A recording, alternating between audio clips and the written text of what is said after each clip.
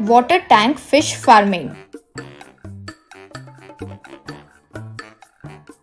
एक समय की बात थी जब प्रभाकर नाम का एक व्यक्ति हाँ मछली भाई मछली, आओ माँ आओ, मछली भाई मछली, ताजा ताजा मछली। यूं कहते हुए मछली बेचता था। एक बार एक बूढ़ी औरत प्रभाकर के पास आकर, बेटा मछली कितने की है?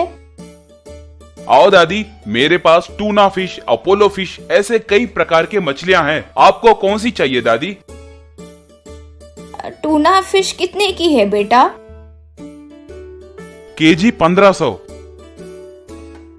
क्या केजी 1500? इतना बड़ा धोखा! मरी हुई मछलियों को आइस के टुकड़ों में रखकर मुझे बेच रहे हो। पता भी नहीं ये कब मरी है, किसको पता कितनी बासी है। छोड़ो बेटा, मुझे नहीं चाहिए। मरी हुई मछली के लिए 1500 रुपए दूं तो बहुत बड़ा अन्याय है, कहकर चली गई। अरे ऐसे कुछ नहीं है दादी, कल ही मछलियाँ मार कर आइस में रखकर बेच रहा हूँ। आओ दादी आओ। ऐसे बहुत बुलाने पर भी वो बूढ़ी औरत चली गई। वो बातें सुनकर एक बगल में खड़ा कस्टमर, सच ही तो है ना भाई जो वो दादी ने कहा, मरी हुई मछली के लिए इतना दाम क्यों? ऊपर से पता नहीं कितने दिन पहले मरी है, फ्रेश है यूं कह तो रहे हो, लेकिन हमने देखा थोड़ी है। ऊपर से आजकल फ्रेश दिखने के लिए रंग भी डालते हो सुना है, मुझे भी नहीं चाहिए, कहकर उस दुकान से चले गया। ऐसे धीरे धीरे सारे कस्टमर्स चले गए। उस दिन से प्रभाकर के सेल्स गिर गए। बहुत पुकारने पर भी, बहुत प्रयत्न करने पर भी मछली खरीदने कोई नहीं आता था।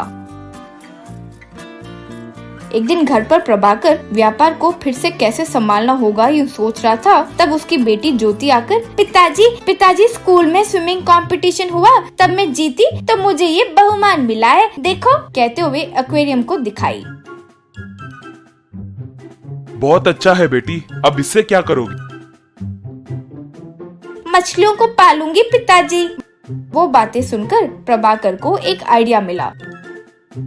क्यों ना मैं लाइव फिशेस को रखकर बेचूं? यूं सोचकर अपने शॉप के आगे कुछ छोटे डब्बों को रखकर उसमें मछलियों को पालना शुरू किया। कुछ दिन बाद वे मछलियां उस डब्बे में ही बड़ी हुई। प्रभाकर तब अगले दिन से, आओ भाई आओ, लाइव फिशेस, धोखा नहीं, झूठ नहीं, आपके आगे ही मछलियों को बेचेंगे, यूं पुकारने लगा।